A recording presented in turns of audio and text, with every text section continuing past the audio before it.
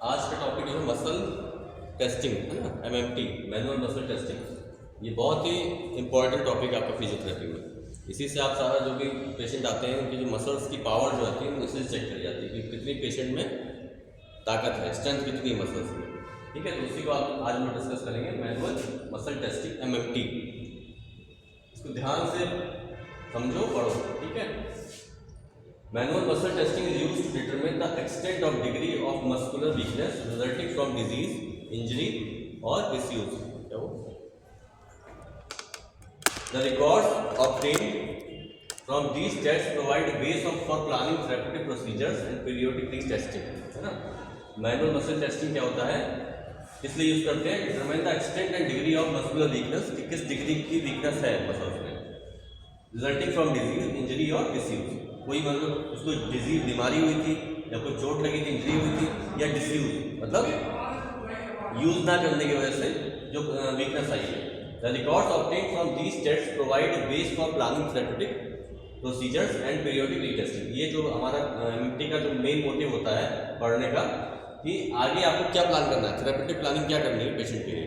मान लो उसको इंजरी की वजह से या डिजीज या डिसयूज किसी भी रीजन से हुई प्रॉब्लम, लेकिन वीकनेस आई है, तो वीकनेस से कैसे रिकवर करना है उसको पढ़ने के लिए पहले आपको जानना होगा कि इसकी वीकनेस किस लेवल पे है। ठीक है, तो उसके लिए हम एमएमटी करते हैं। Muscle testing is an important tool for all members of health team dealing with physical residuals of disability. ठीक है, मसल टेस्टिंग जो है वो एक इंपॉर्टेंट टूल होता है सभी मेंबर्स के लिए, जो आपकी हेल्थ टीम के मेंबर होते हैं उनके सबके लिए बहुत इंपॉर्टेंट होता है, with physical residuals of disability. Disability को जानने के लिए कि किस लेवल पे उसको प्रॉब्लम है पेशेंट को, ये मेडिकल टीम के लिए बहुत ही इंपॉर्टेंट टूल होता है मसल टेस्टिंग। अब आते हैं मस्कुलर स्ट्रेंथ क्या होता है। The maximal amount of tension or force that a muscles और muscles group can voluntarily exert in a maximal effort when type of muscles contraction, limb velocity and joint angle are specified. है ना, जब कोई muscles contraction हो रहा है, ठीक है, या जॉइंट एंगल पे कोई मूवमेंट हो रहा है पर्टिकुलर, तो maximum amount of tension or force, मतलब कि जो भी मसल्स में टेंशन और फोर्स डेवलप हो रहा है मैक्सिमम, ठीक है, मसल्स में या मसल्स ग्रुप में, जो पेशेंट वॉलंटरी कर रहा है, अपने आप जो कर रहा है, वो आता है आपका मसल स्ट्रेंथ में। समझिए कि नहीं, मतलब कोई भी वर्क आप कर रहे हो, अपने आप जैसे हाथ उठा रहे हो, तो जो आपने वर्क किया इसमें कितनी आपकी स्ट्रेंथ आई, वो आएगा आपका मस्कुलर स्ट्रेंथ। ठीक है, मस्कुलर एंड्योरेंस क्या होता है, एबिलिटी ऑफ मसल्स और muscles group to perform repeated contraction. Endurance का मतलब होता है कि मसल्स और मसल्स ग्रुप का रिपीटेड कॉन्ट्रैक्शन, बार बार, जैसे आप एक बार किया, आप 10 बार हाथ को ऐसे हिलाया, तो रिपीटेड कॉन्ट्रैक्शन अगेंस्ट रेजिस्टेंस और maintain an isometric contraction for a period of time. ये होता है आपका एंड्योरेंस, कि एक ही काम को कई बार किया, एक बार आपने किया सिस्टम सेट हो गई, बार बार आप जब हाथ को ऐसे कर रहे हो तो वो आपका एंड्योरेंस पे आ गया। कोई 10 बार कर सकता है डंबल, कोई 50 बार कर सकता है, कोई 5 बार कर सकता है, तो सबकी एंड्योरेंस जो है अलग अलग होती है।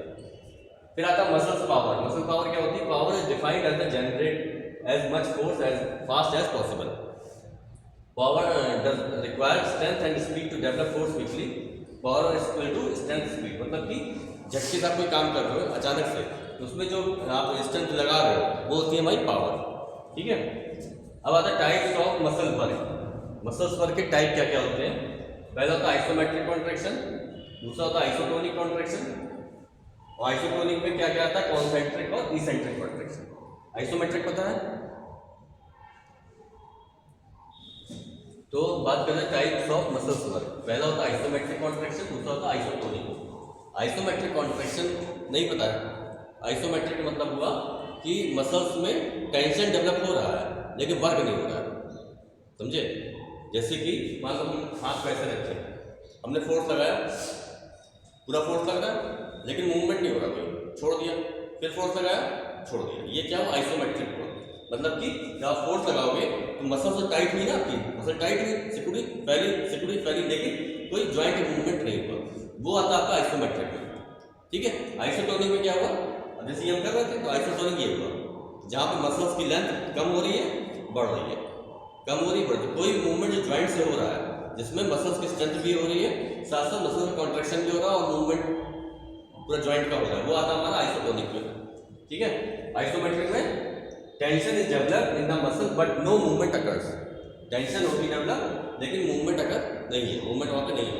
ये हम लोग कब कराते हैं? जैसे मान लो किसी को रिसेंट सर्जरी हुई है, मान लो नी जॉइंट की सर्जरी या फिर हिप जॉइंट की सर्जरी हुई, कहीं की सर्जरी हुई है, तो उस केस में आप पैर मुड़वा तो सकते नहीं हो। मान लो किसी का पैर टूटा है या यहाँ पे रॉड पड़ी है, ऑपरेशन हुआ है, तो पैर मुड़वा तो नहीं सकते ना वहाँ पे। तो उस कंडीशन में आइसोमेट्रिक कराते हैं। आइसोमेट्रिक कराने से क्या होगा कि मसल्स कॉन्ट्रैक्शन करेंगे, सिकुड़ेंगी फैलेंगी, लेकिन कोई मूवमेंट नहीं होगा। उससे फायदा क्या होगा कि उस एरिया का ब्लड सर्कुलेशन बना रहेगा और पैर उसका वीक नहीं होगा, मसल्स उसकी वीक नहीं होगी। लेकिन अगर आप ये नहीं कराओगे तो धीरे धीरे करके क्या होगा, मान लो 2 महीने तक वो पेशेंट लेटा हुआ, 1.5 महीने तक, तो जब वो चलने लायक होगा तो दोनों पैर में डिफरेंस आ जाएगा, एक पैर पतला हो जाएगा, एक मोटा हो जाएगा, क्योंकि वहाँ पे मूवमेंट नहीं हुआ। डिसयूज देखा था ना ऊपर, डिसयूज था ना, डिजीज डिसयूज, और तो डिसयूज का मतलब यही हुआ कि आइसोमेट्रिक अगर नहीं कराओगे तो वहाँ पे डिसयूज एट्रोफी हो जाएगी, मसल्स वीक पड़ जाएंगे। तो आइसोमेट्रिक कॉन्ट्रैक्शन में कराते हैं, तो समझ गया आपको। Isotonic, the muscles develop constant tension against load और रेजिस्टेंस।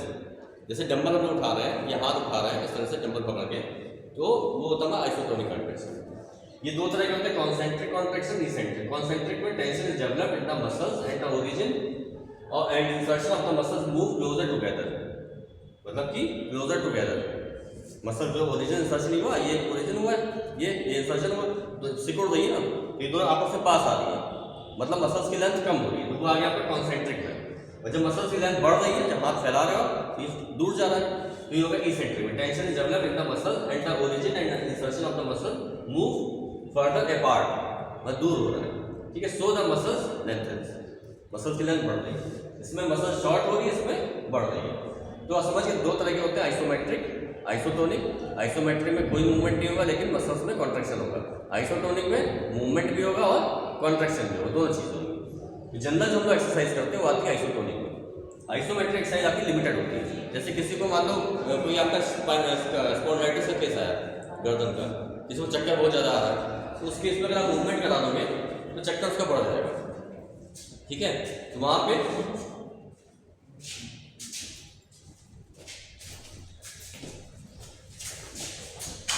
कहाँ थे अभी आ रहे हो यार, बाहर बैठे थे, क्यों, कहाँ थे?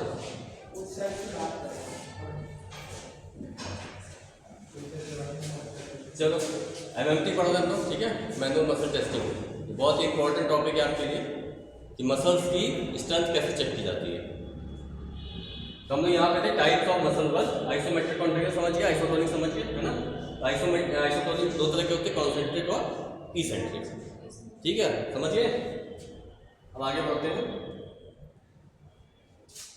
ये जो कॉन्सेंट्रिक हो रहा है इसमें क्या हो रहा है, मसल्स की लेंथ कम हो रही है, वो हो रहा है इसेंट्रिक, उसमें लेंथ बढ़ रही है, ठीक है। आइसोमेट्रिक में क्या है, कोई मूवमेंट नहीं हो रहा, खाली उसने डंबल को पकड़ा हुआ है। अगर आप पकड़ कैसे रोके रहोगे डंबल को, मान लो 5 किलो 2 किलो जो भी आप सहन कर सकते हो, अगर पकड़े हुए हो तो क्या हो रहा है, यहाँ वेट आएगा ना, तो मसल में कॉन्ट्रैक्शन हुआ लेकिन मूवमेंट नहीं हुआ, तो ये हो गया आपका आइसोमेट्रिक।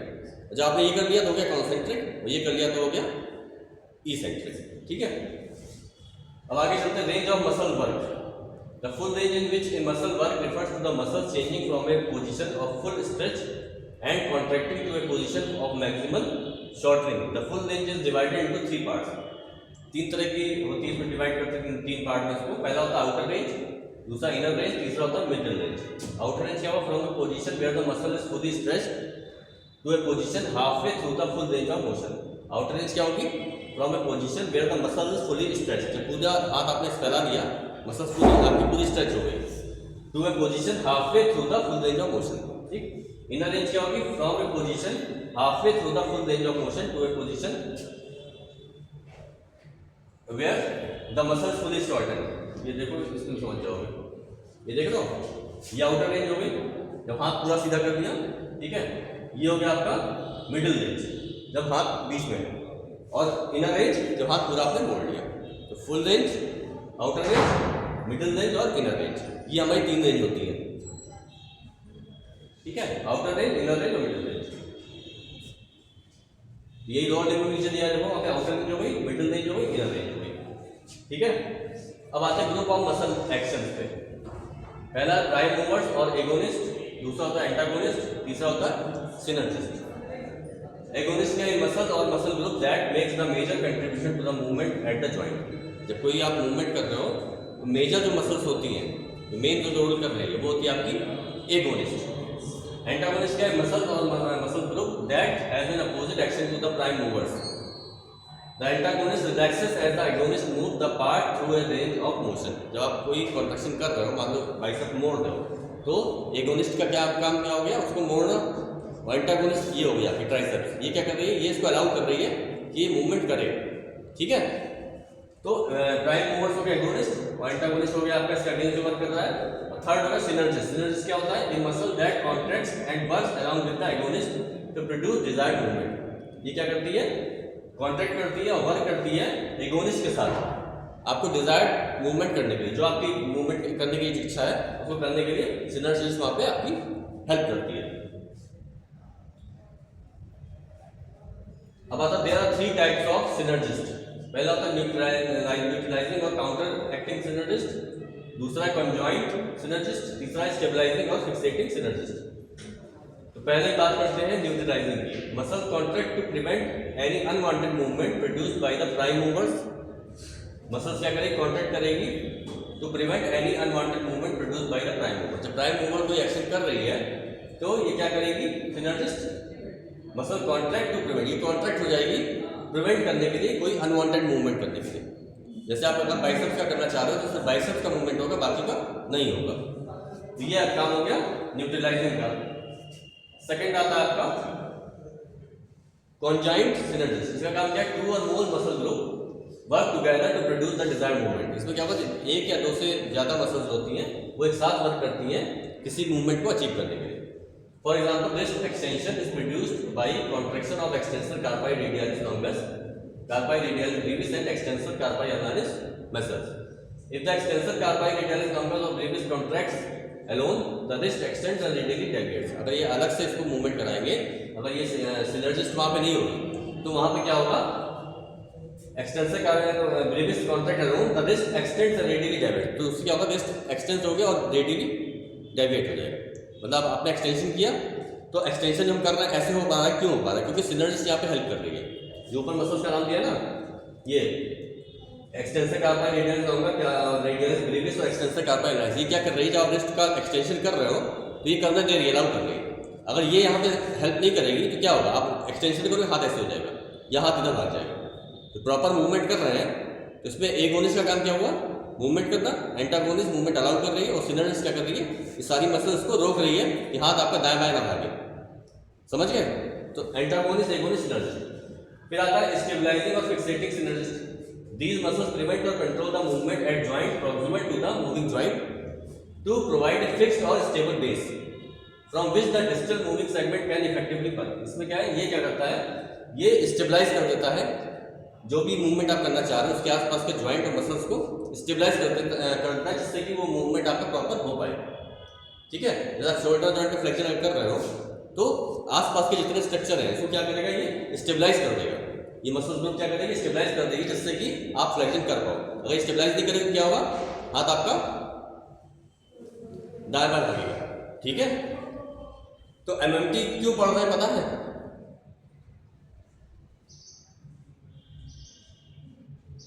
अबू हामिद क्यों पढ़ रहे हैं? एमएमटी क्यों पढ़ रहे हैं? क्या पर्पस क्या पढ़ने का? फुल फॉर्म पता है?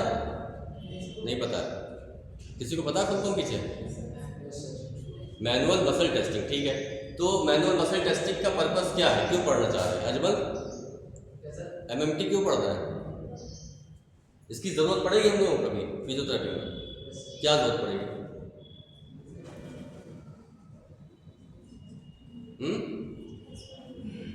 नाम से जाहिर है मैनुअल मसल टेस्टिंग, मतलब मैनुअली हम मसल्स को टेस्ट कर रहे हैं कि मसल्स की पावर कितनी है। मसल्स की स्ट्रेंथ चेक, कोई पेशेंट अगर आता है तो उसकी स्ट्रेंथ चेक करने के लिए आपको एमएमटी करना पड़ेगा। ठीक है, और इसको करने का पर्पज ये है कि आपके पास एक वो होगा, आपका अपना प्रोटोकॉल होगा, डिस्क्रिप्शन पेपर है जो भी हो, उसमें आप क्या करेंगे? पूरा एमएमटी लिखेंगे। पेशेंट आया, उसने कहा मेरे पैर में वीकनेस है या हाथ में कहीं भी वीकनेस बताई, तो उसमें आपका पूरा ग्रेडिंग होती है। अभी आगे बताएंगे ग्रेडिंग। तो उसको आपने ग्रेडिंग कर ली पूरी, किसकी फॉर एग्जांपल हैमस्ट्रिंग वीक है, ग्रेड 4 में, ग्रेड 5 में, क्वाड्रिसेप्स में कितनी ताकत, सब चेक कर लिया आपने। उससे फायदा निकलेगा जब पेशेंट को आप कराना शुरू कर दोगे, हफ्ता 10 दिन का आपने किया ट्रीटमेंट, फिर आप उसको दिखा सकते हो।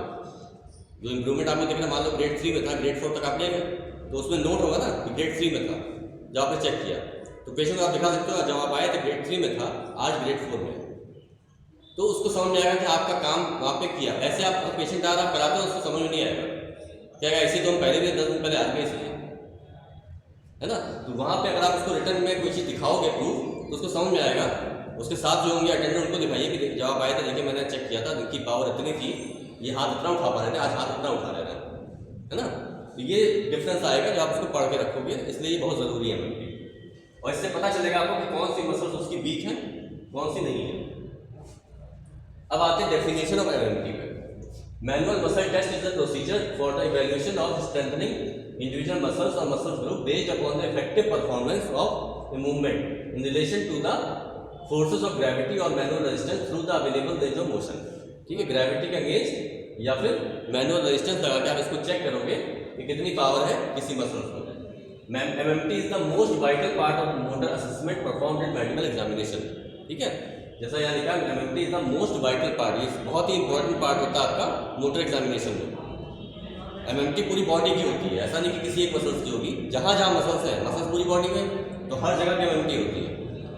ठीक है, हाथ पैर जितने भी ये सबकी MMT होगी, चेक कर सकते हैं कि किसमें कितनी स्ट्रेंथ है या किस लेवल की स्ट्रेंथ है, और वो किस वजह से, अगर मान लो स्ट्रेंथ नहीं है तो किस वजह से नहीं है। अब आता है basic components of motor examination. इसके बेसिक कंपोनेंट क्या क्या होते हैं? पहला है न्यूट्रिशन और बल्क ऑफ मसल। ठीक है, मसल्स का बल्क कितना है चेक करेंगे। सेकंड होता है टोन ऑफ मसल। जी सर, प्लीज बच्चों आप लोग सकते रहिए, फीस जवाब दे सकता बार बार लिखना पड़ेगा फीस के चक्कर में, क्योंकि एग्जाम में आएगा फाइन होगी तो आपको तो बेसिक कंपोनेंट में आ गया आपका पहला न्यूट्रिशन और बल्क ऑफ मसल। दूसरा है टोन, मसल्स की टोन कैसी है। टोन मतलब समझ रहे हो ना, किसी की मसल लूज होती है, किसी की टाइट होती है ना, किसी की नॉर्मल होती है। तो यहाँ पे टोन चेक करेंगे कि पेशेंट की टोन कैसी है मसल्स की। रिफ्लेक्स आपको पढ़ाई का पहले बॉडी के रिफ्लेक्स चेक करेंगे। रेंज ऑफ मोशन चेक करेंगे, हर जॉइंट का अलग अलग। ठीक, मैनुअल मसल टेस्ट करेंगे। फंक्शनल असेसमेंट, उसका फंक्शनल असेसमेंट करेंगे कि कोई एक्टिविटी जो भी करना चाह रहा है प्रॉपर कर पा रहा है नहीं कर पा रहा है। अगर उसमें असमर्थ है तो बताएगा आपको कि हम ये कर नहीं पा रहे हैं, ये हम करना चाहते हैं कर नहीं पा रहे हैं। ठीक है, तो ये सारा आपको इसमें मोटर एग्जामिनेशन में देखना होता है। अब आता है individual versus group muscle test. Muscles with a common action और actions may be tested as a group. जो कुछ मसल्स होती हैं जो ग्रुप में वर्क करती है, जैसे कि आपकी क्वाड्रिसेप्स पैर की। ठीक है, क्वाड्रिसेप्स का काम क्या है? नी एक्सटेंशन। पर क्वाड्रिसेप्स 4 मसल से मिलकर बनती है, बताया था मैंने, 4 होती है ना, कौन कौन सी?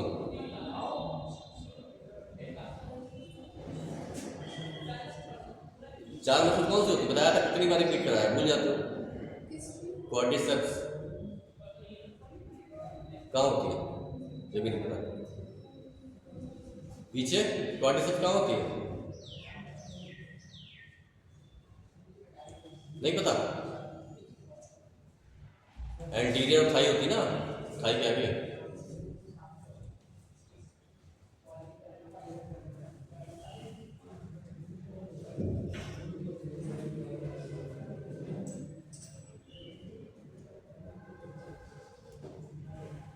ठीक है, एंटीरियर थाई में होती है। एक मिनट रोको वीडियो के पॉज कर दो, बंद मत करो।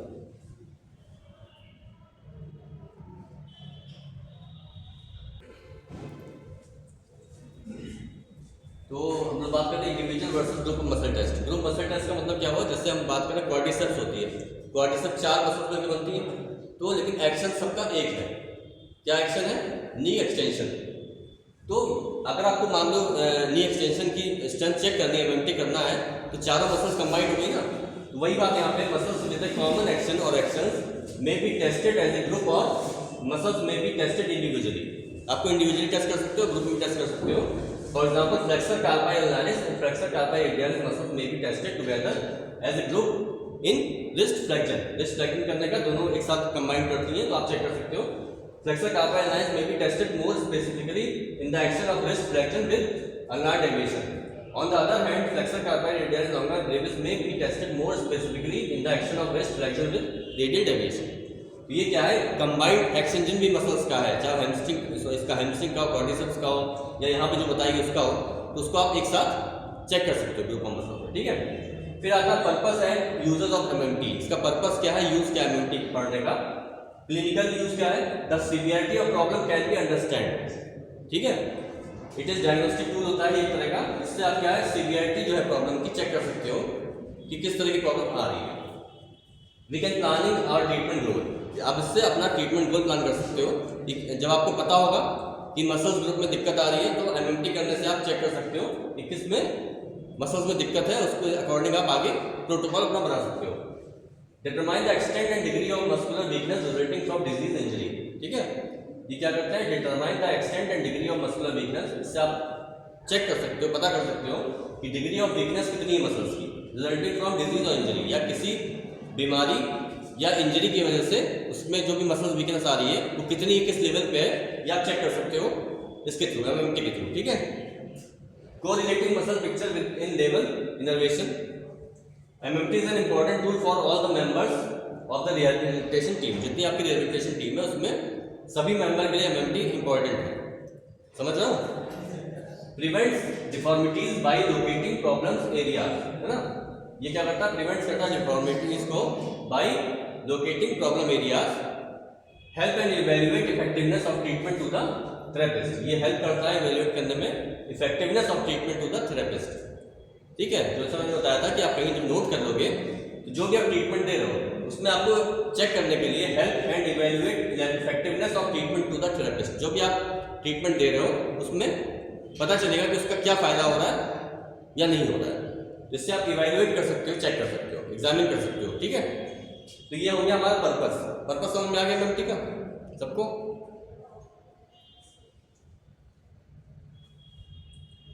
अब आता है व्हाई एमएमटी इज परफॉर्म, क्यों उसको परफॉर्म करते हैं। To get some answer such as is a particular muscle is normal, मतलब कोई भी मसल चेक करोगे कि वो नॉर्मल है या नहीं है। इज इट वीक, कोई मसल वीक है, ठीक है। इज इट स्ट्रॉन्ग इनफ, कोई मसल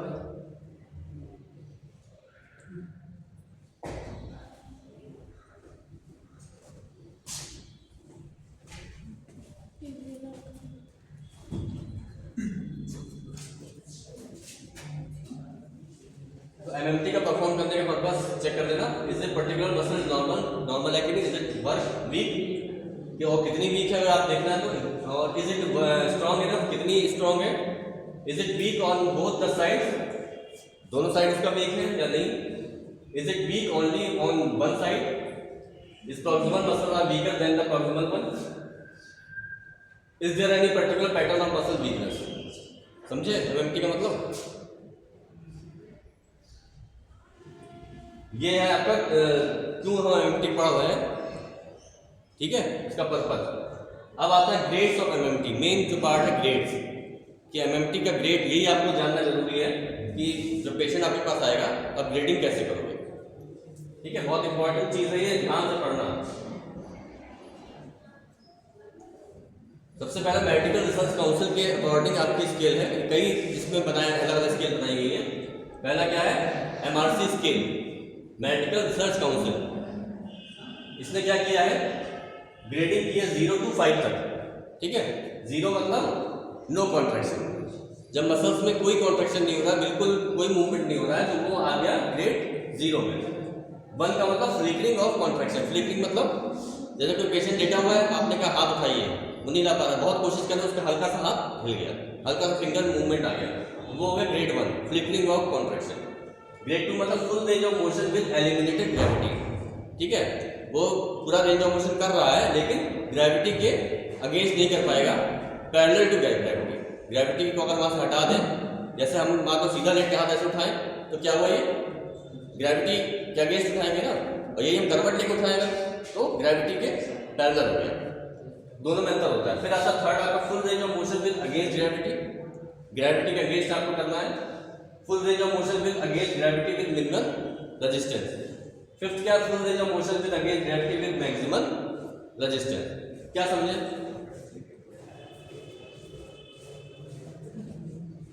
ग्रेटिंग से क्या समझे?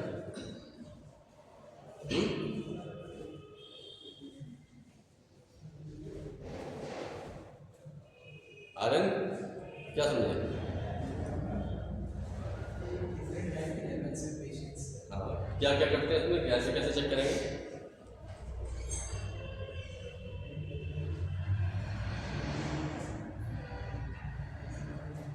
पेशेंट को चेक करते हैं कि उसकी मूवमेंट क्या है, उसके हिसाब से कौन से ग्रेड करता है। नहीं तो ग्रेडिंग आप जैसे चेक करना हो तो कैसे चेक करोगे? मान लो अतुल है पेशेंट, उनको चेक करके बताओ।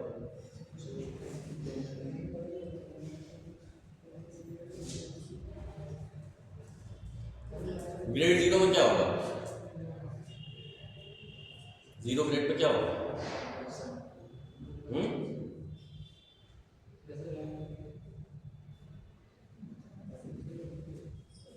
बताओ, इसको तुम बताओ। अच्छा, ग्रेड 0 में क्या होगा?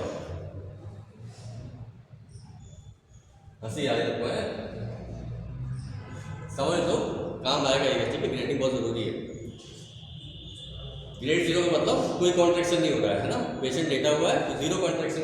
ग्रेड 1 का मतलब क्या बताया था? हल्का सा हाथ हिल गया तो मतलब ग्रेड 1 में आ गया।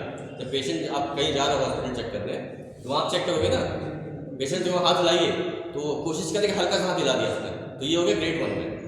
और अगर पेशेंट आपका तो हाथ उठाइए, वो नहीं उठा पा रहा है, पर आपने करवट दिला दिया पेशेंट को, आपका हाथ उठाइए, उठा लिया उसने, तो मतलब कि ग्रेविटी को एलिमिनेट करके पैरेलल टू ग्रेविटी उसने उठा लिया, लेकिन सीधा ग्रेविटी के अगेंस्ट नहीं उठा पाया, तो ग्रेड 2 में है। ठीक है, अब full range of motion against gravity, अगर हम आराम से लेके हाथ उठा दें बिना किसी रेजिस्टेंस के, तो वो आ गया ग्रेड 3 में। पेशेंट को सीधा लेटा दिया आपने, कोई रेजिस्टेंस नहीं दिया, नॉर्मल लेटा हुआ है, उससे क्या हाथ उठाइए, उठा दिया, तो ये आ गया ग्रेड 3 में, मतलब नॉर्मल लेवल। फिर क्या किया आपने, उसके हाथ पे हल्का सा जोर लगाया, हल्का सा प्रेशर दिया, हाथ उठाइए, फिर उसने उठा लिया, तो मतलब ग्रेड 4 में। ज़्यादा ताकत लगाया, नहीं उठा पाया, ठीक है, तो मतलब ग्रेड 4 में। और अगर पूरी ताकत लगा के उठा लिया तो ग्रेड 5 में, मतलब एकदम उसके हाथ में स्ट्रेंथ अच्छी है। तो अब आपको ये देखना है, मान लो ग्रेड 3 में है तो वो नॉर्मल उठा ले रहा है, लेकिन ग्रेविटी के अगेंस्ट या फिर मतलब रेजिस्टेंस देने पर नहीं उठा पा रहा है, तो उस पर आपको वर्क करना है कि इसको ग्रेड 3 से ग्रेड 5 तक ले जाना है। ठीक है, ग्रेड 4 में है तो ग्रेड 5 तक ले जाना है, और अगर 0 या 1 पे है तो पूरा आपको वर्क करनी है। तो ये टेबल आपको याद होनी चाहिए दिमाग में। जब भी पेशेंट के सामने खड़े होंगे तो आपको ये याद होगा, तो पहले आप असेसमेंट करो, उसका चेक करो किस लेवल पे है, फिर उस पर क्या काम करना है। मान लो एकदम 0 पे है तो वहाँ क्या करना पड़ेगा, वहाँ कोई आप एक्सरसाइज पैसे करा सकते हो, एक्टिव करा नहीं सकते हो क्योंकि वो कर ही नहीं पाएगा। तो वहाँ पे क्या करना है आपको, मसल स्टिमुलेटर या कोई भी वहाँ पे डिवाइस इस तरह की यूज़ करनी है जिससे कि वहाँ पे कॉन्ट्रैक्शन हो, और पैसे मूवमेंट कराना, स्टिमुलेशन देना, पैसे मूवमेंट कराना, जिससे कि धीरे धीरे करके उसमें जान आएगी उसके हाथ पैरों में, तो मूवमेंट शुरू हो जाएगा। जब मूवमेंट एक बार शुरू हो गया, फिर आप धीरे धीरे करके ग्रेडों को बढ़ाते जाए, 1 से 2, 2 से 3, 3 से 4, 4 से 5। ठीक है, बंद कर दो वीडियो।